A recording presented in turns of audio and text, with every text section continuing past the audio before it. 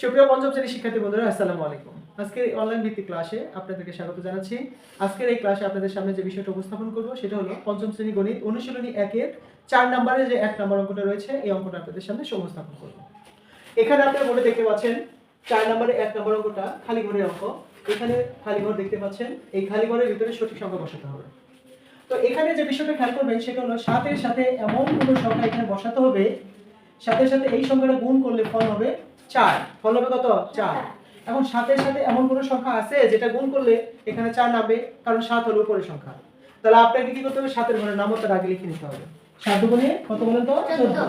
3 7 21, 4 7 28, 5 7 35, 6 7 42, 7 7 49, 7 8 7 9 63। আচ্ছা, 7 এর সাথে যদি আমরা এই 2 গুণ করি, এই যে ঘরটা দেখতে পাচ্ছেন 7 এর সাথে 2 গুণ করলে 7 দুগুণে 14, 14 4 নামবে। এই যে এখানে 14 কত নামবে বলেন তো? 4। তাছাড়া কিন্তু 4 এর কোনো সংখ্যা এখানে আর নাই, কারণ স্বাভাবিকভাবে ডান পাশের সংখ্যাটা এখানে ফলে নামায়া বাম পাশের সংখ্যাটা হাতে রাখতে হয়। কিন্তু এখানে বাম পাশে 4 আছে, এগুলো তো আমরা হাতে রাখতে হবে, এগুলো তো এখানে নামাতে পারবো না। তাহলে আমার ডান পাশে আছে 4, এই 4 এর একটা সংখ্যা আছে সেটা হলো 14। এই 14 যদি আমি এখানে ধরি 7 দুগুণে 14, এখানে 2 লিখি, 7 দুগুণে 14 4 নামে, হাতে থাকে কত বলেন তো? 1। এবার এখানে 7 এর সাথে 6 গুণ করলে 6 7 কত বলেন তো? 42। 6 7 কত? এই যে 6 7 42। এই 42 এর সাথে হাতের 1 যোগ করতে হবে। হাতের 1 যোগ করলে কত হবে বলেন তো? 43। 43 এর কত নামবে বলেন তো? 3। 43 এর কত নামবে? 3। হাতে কত থাকে বলেন তো? 4। 4 থাকলো। এবার এই খালি ঘরটাতে এমন একটা সংখ্যা বসিয়ে 7 এর সাথে গুণ করতে হবে, যেটা গুণ করার পরে ওর সাথে হাতের 4 যোগ করলেও এখানে বাম পাশে 3 থাকবে আর এখানে সঠিক সংখ্যা বসবে। তাহলে সেই ক্ষেত্রে এখানে 3 আলা সংখ্যা একটাই আছে, সেটা হলো 5 7 35। বুঝতে পারছেন? এবার এই 5 7 35 এর সাথে যদি আমরা এই হাতের 4 যোগ করি, এই হাতের 4 যোগ করি, 35 আর 4 যোগ করলে কত হয়? 39। কত হয় বলেন তো? 39। তাহলে এবার 39 এর বাম পাশে এখানে 3 আছে, এখানে কি আছে বলেন তো? 3। আর এখানে বসবে কত বলেন তো? 9। তাহলে এখানে কত যোগ করছি বলেন, গুণ করছি বলেন তো? 5। 5 7 35, 5 7 35 আর হাতের 4 যোগ করলে 39। এই 39 এর 3 আছে, এখানে বসবে কত? 9। ক্লিয়ার হয়েছে আপনাদের? আচ্ছা, এবারে এখানে এমন একটা সংখ্যা বসাইতে হবে যে সংখ্যাটার সাথে এগুলা সবগুলা গুণ করলে এই দিকটা সংখ্যা বসবে, কিন্তু লাস্ট ডিজিটের যে সংখ্যাটা সেটা 5 থাকবে। কত থাকবে?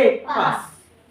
এখন আমি তো বুঝতে পারছি না, এখন যদি আমি ডাইরেক্টলি বসাই হয়তো আমাকে মুখস্থ করে নিয়ে বসাইতে হবে, তাই না?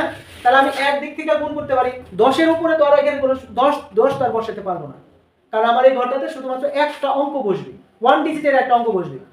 ডু নট কি ইউজ অফ 2 ডিজিট।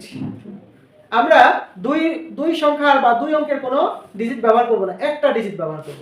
তাহলে এক ডিজিটাল অঙ্ক আছে, 9 আছে, 8 আছে, 7 6 5 4 3 2 1, এগুলো হলো এক ডিজিটের অঙ্ক, অর্থাৎ এগুলো হলো অঙ্ক এক ডিজিটের।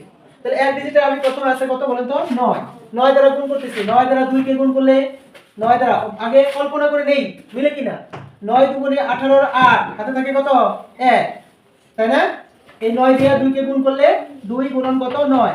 9 দুগুণে 18 আর 8 নামে, হাতে থাকে কত? 1। এবার 9 দিয়ে 6 কে গুণ করলে 6 নং কত?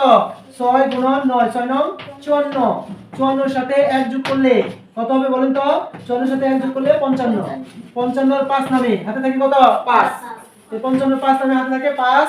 এবার 9 দিয়ে 5 নং 45, 5 নং 45 আর 5, হাতের 5 যোগ করলে কত হয় বলেন তো? 50। 50 এর এই ডিজিটটা, 50 এর এই ডিজিটটা দেখেন 5 মিলছে, মিলে গেছে কিন্তু, তাই না? তাহলে আমরা এখানে কি বসাবো? 9। 9 দুগুণে 18 এর কত নামে? 8, হাতে থাকে 1।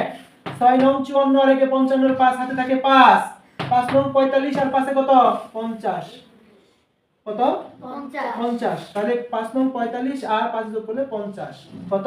50। 50 এর 5 এখানে আছেই, এখানে শুধু বসবে কি? 0। আপনি কি বুঝতে পেরেছেন? এবার আমরা কি করব? এটা যোগ করব। কি করব বলেন তো? যোগ। এবার 4 এর 4 নামলো, 3 আর 8 যোগ করলে কত হয়? 8 3 এ 11 আর 1 নামে, হাতে থাকে কত? 1। 9 5 এ 14 আর 1 এ 15 আর 5, হাতে থাকে কত? 1। 3 আর 1 এ কত? 4 আর 5 এর 5। এইগুলো খালি ঘরের অঙ্ক করার নিয়ম। এটার কোনো ধরাবাঁধা নিয়ম নাই যেটা আপনি মুখস্থ করবেন, এটার কোনো ফর্মুলা নাই যেটা আপনি মুখস্থ রাখবেন। জাস্ট এটা হিসাব করে আপনাকে ব্রেনস্টর্মিং করে আপনাকে অঙ্কটা সমাধান করতে হবে। আশা করি আপনারা বুঝতে পেরেছেন এবং পরবর্তী কোনো মতামত থাকলে অবশ্যই কমেন্ট বক্সে জানাবেন। ধন্যবাদ।